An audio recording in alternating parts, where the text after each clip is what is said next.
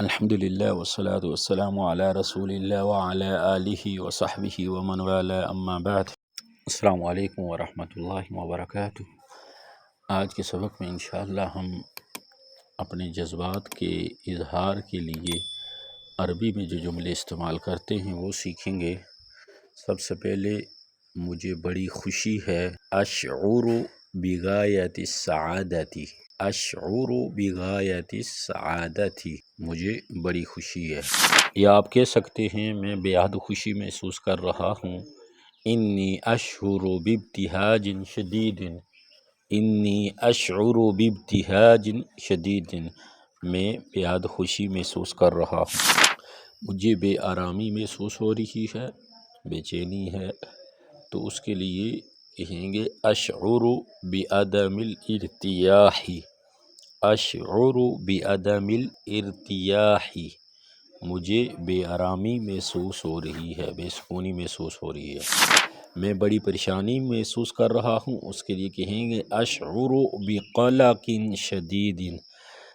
اشعر بقلق شدید، میں بڑی پریشانی محسوس کر رہا ہوں۔ مجھے زید کے انتقال کا بے حد رنج ہے،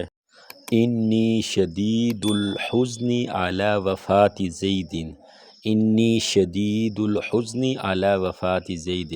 زید کی جگہ کوئی اور ہو تو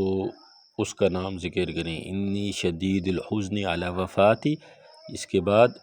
جو فوت ہوا ہو اس کا نام لیں گے، زید، بکر، جو بھی ہو اس کا نام یہاں ذکر کریں گے تو جملہ کمپلیٹ ہو جائے گا۔ نام کی جگہ آپ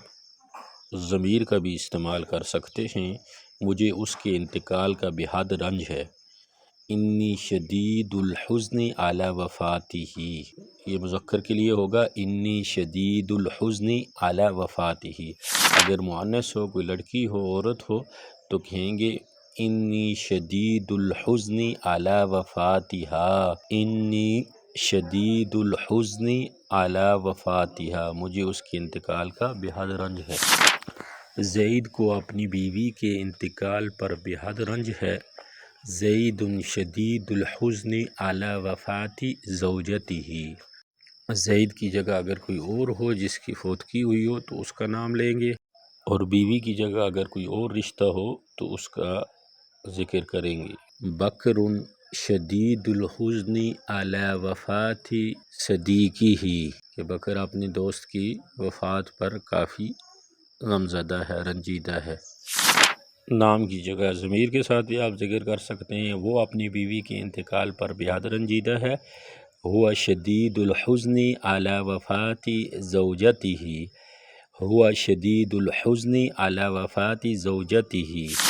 وہ اپنی بیوی کی جدائی پر بے حد رنجیدہ ہے، وفات کی جگہ جدائی کا ذکر بھی آپ کر سکتے ہیں، ہوا شدید الحزن علی فراق زوجتہ، ہوا شدید الحزن علی فراق زوجتہ، مجھے زید پر ترس آ رہا ہے، ان قلبی یرق لزید، اگر زید کی جگہ کوئی اور ہو اس کا نام لیں گے، ان قلبی یرق لزید، مجھے زید پر ترس آ رہا ہے۔ نام کی جگہ ضمیر کا بھی استعمال کر سکتے ہیں، مجھے اس پر ترس آ رہا ہے، اگر مذکر ہے تو کہیں گے ان قلبی یرق لہ، ان قلبی یرق لہ، مجھے اس پر ترس آ رہا ہے، اگر مؤنث ہے تو کہیں گے ان قلبی یرق لہا،